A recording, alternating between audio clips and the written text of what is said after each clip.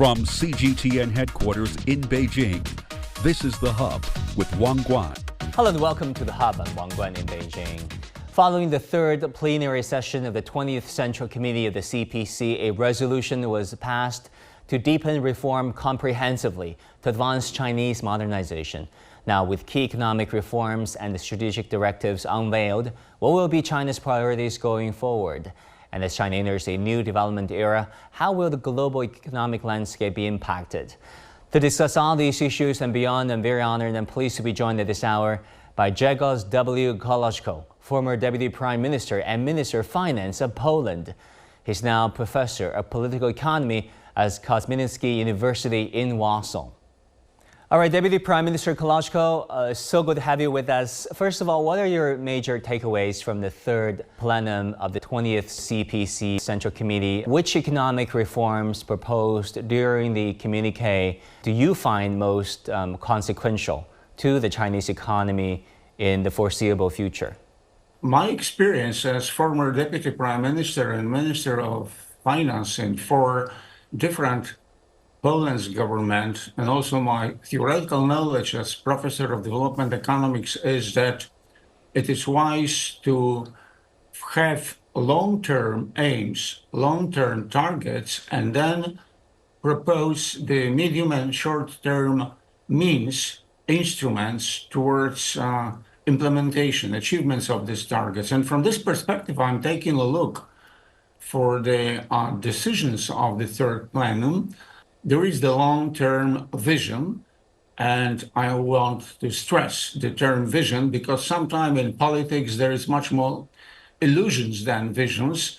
The steps, different steps on the structural side, institutional side, policy sides are just seen as the instruments to the long-term development, which I see designed in a correct way. Very important is not only just dynamics, how fast, how speed economic growth, or in a broader sense development, but also the balance. And I think that at that stage of changes of modernization, balance may be even more important than dynamics. In the long run, it is almost impossible to sustain high speed of growth. Therefore, it is correct that the plenum has exercised one more time the quality of development, but just not only the pace.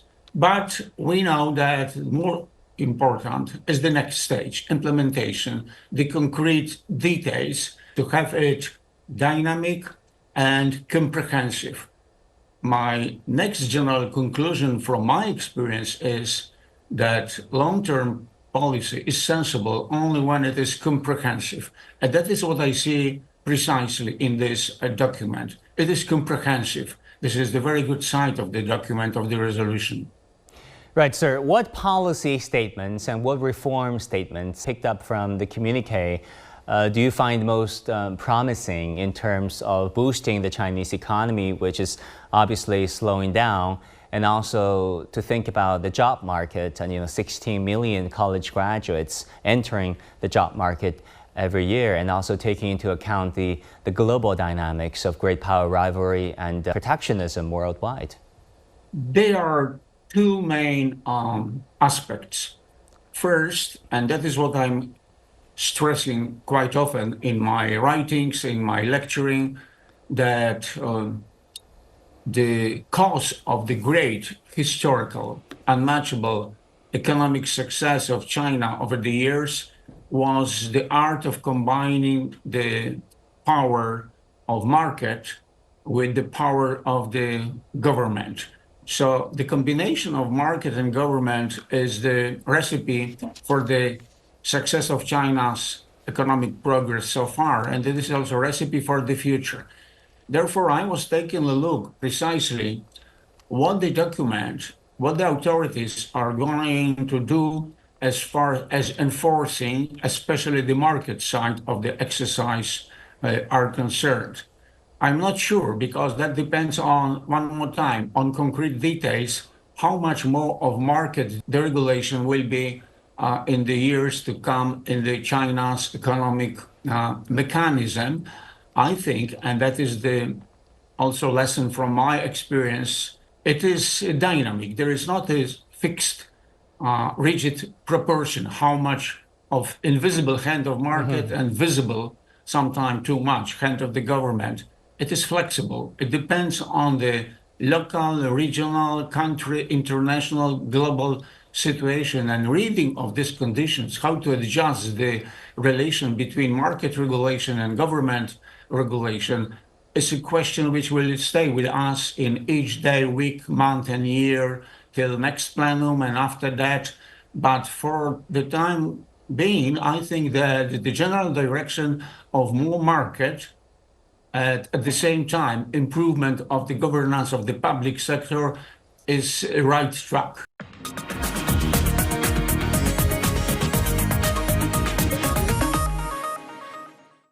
Deputy Prime Minister Kołodko, you studied emerging economies post the fall of the Soviet Union. You compare different models and stages of development. You said you're attracted by the Chinese model of growth, the Chinese path to modernization. That is a key word during the third plenum of the 20th session of CPC, appearing numerous times throughout the session and also throughout the years. What does Chinese modernization, Chinese path to modernization mean to you, and how China has fared in comparison with all those other societies?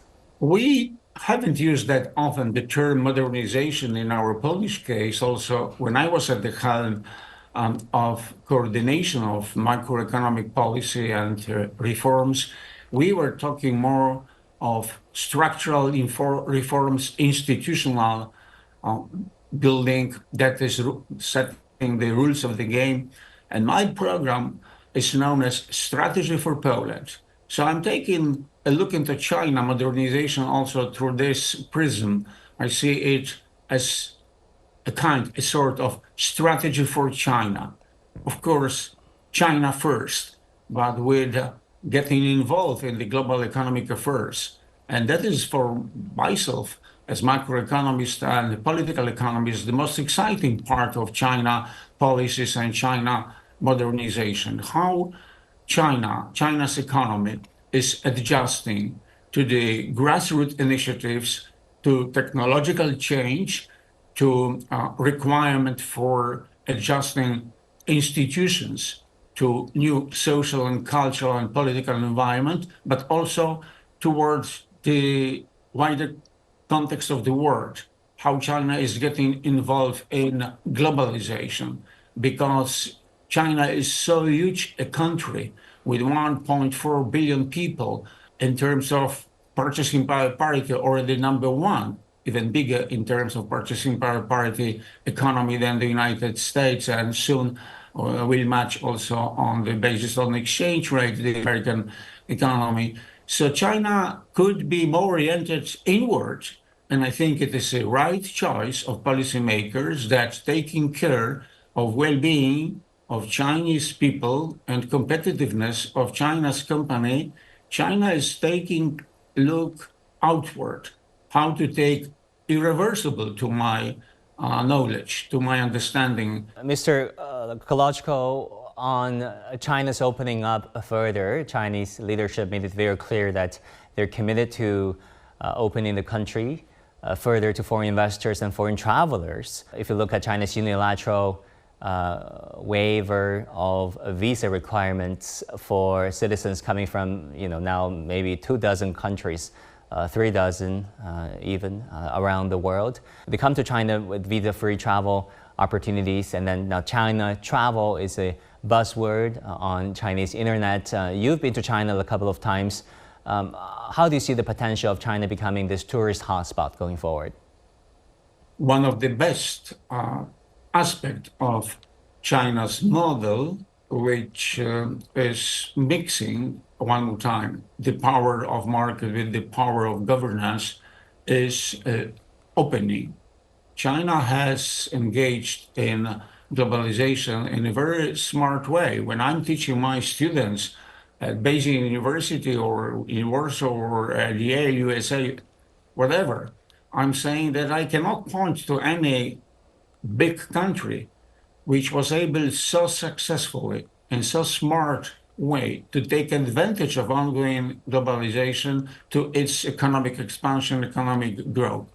China wouldn't be what China is today in terms of economic productivity, of standard of living, of well-being of Chinese people, if not smart, intelligent engagement, involvement in globalization over the recent decades. To sustain the significant, fruitful pace of economic development, China must stay open and be engaged in the world. And from this perspective, I'm also a distinguished professor of Belt and Road School of China, Beijing, and Normal University, so I follow what is being done within the framework of Belt and Road Initiative. This is a very wise, a very pragmatic, and you can see it. I do travel the world.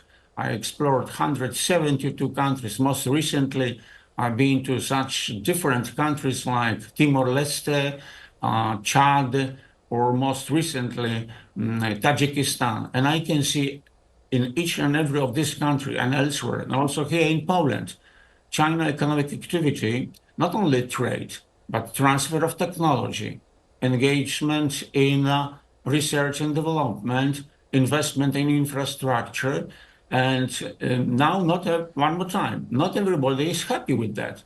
First of all, United States. Actually, my reading is that already several years ago, United States has declared a kind of the Cold War against China. And one aspect of this Cold War, to which I refer as the Second Cold War, is trade war, is economic discrimination, is just talking about world-based rule, but acting against these rules within World Trade Organization by imposing extremely high import tariffs, which is the case of both United States and to lesser degree of the European Union. I wouldn't say as economists that it is the fair competition. It is unfair competition because simply the mighty United States are not able to stand Chinese competition on very different fields.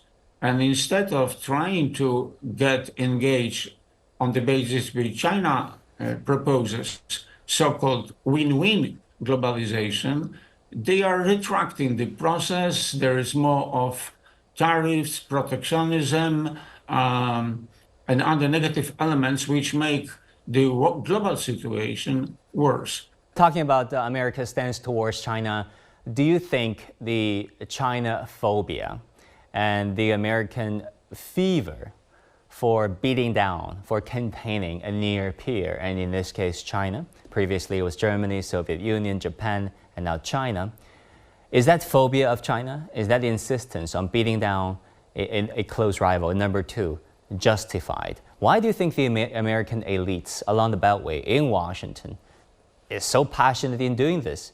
Not for 1 year, 2 years, or 1 decade, but for decades and even centuries on end? Yes, this is the phobia. This is something what on the ground, on the basis of common sense, of economic rationality, and definitely from the perspective of the global affairs, is ill-advised approach. Why they behave in the way they do, including part of the economists, unfortunately, I think that simply because they are still surprised, if not shocked, by the speed of China's progress. After the end of the First Cold War, at the onset of the 90s, the world was led by the United States. But to be the leader of the world, one has to take care of the world needs. And that was not the case of the United States. They were simply using globalization to facilitate the needs of United States, of their business and their society. And then there was a very fast rise of China. And sometimes they just wake up, they got up that, well, take a look, we are losing our primacy, our hegemony in the world, and now they are trying to sustain it, accusing China of several misdeeds. There is plenty of unobjective opinions, etc. And this is very bad also, I think, in the long run for American economy. So this sentiment is taking into advantage, being used as a kind of economic policy instrument. And from this perspective, I think that much smarter, better, but still far from perfect is our, European Union approach. I was at the helm of Polish economic policy when we joined European Union 20 years ago. And if we will take a look for these 20 years, we, the Europeans, we have behaved quite differently than the United States. And some politicians, including Polish president, including Polish government, but what is maybe even more important, President of France, Emmanuel Macron, because France is much bigger economy and much more influential within the framework of the European. We are saying that we, the European Union, not take a side in the conflict between United States and China. And actually, I'm saying even more. European Union is a part of both Euro-Atlantic and Eurasia. In Euro-Atlantic, by all means, United States is the leader, and it will remain so in the foreseeable future.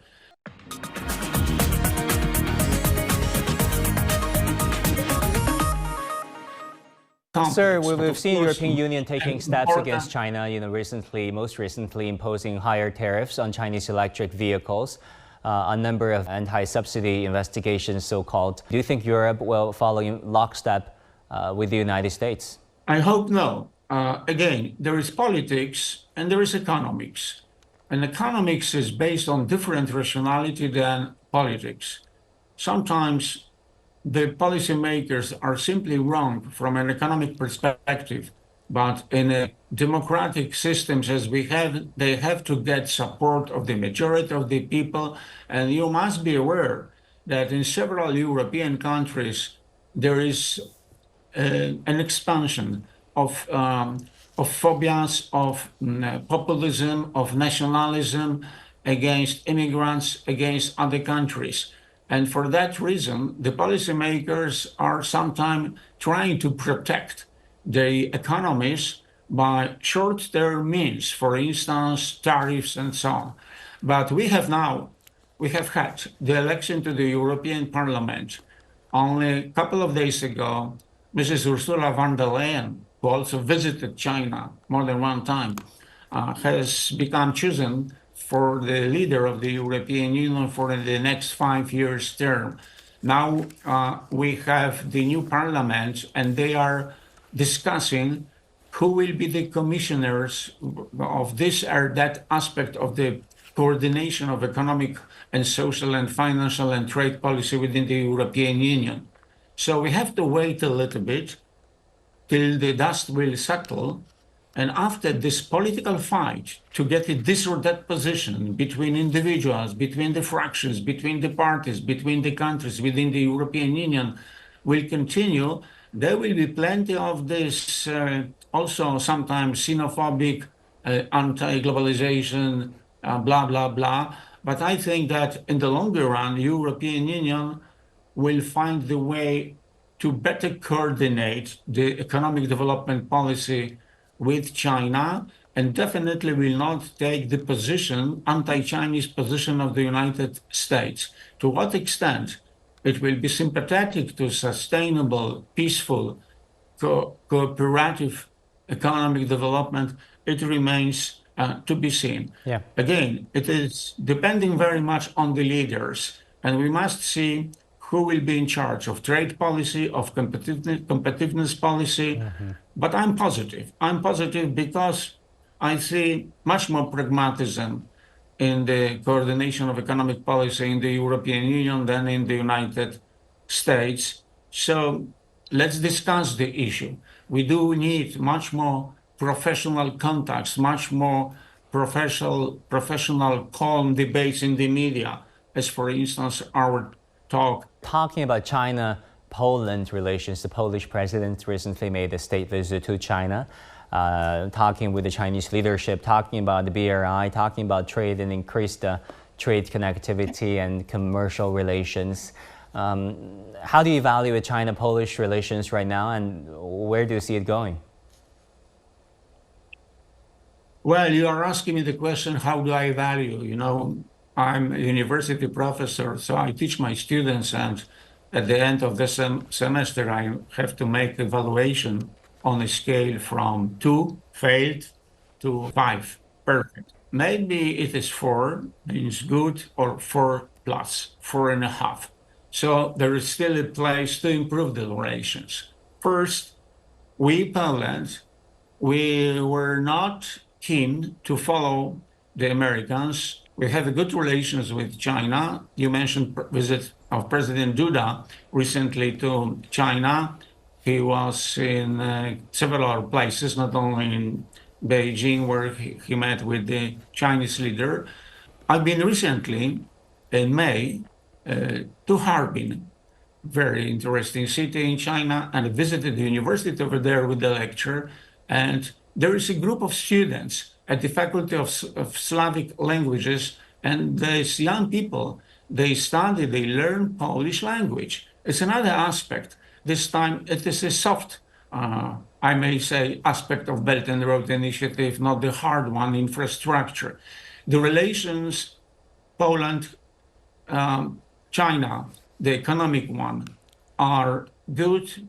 The trade is growing, yet, of course, we do have a very big trade deficit with China. So our main concern is how to raise Polish exports to China. And we do it step by step. The situation does improve. So what I'm very much concerned about, this is the narrative about China. If you are following Polish media, I'm in minority. Polish media are biased towards this xenophobic, xenoskeptic attitude under the maybe American influence, maybe because they do not travel that often to China and they don't understand what China is and how China mechanism is working.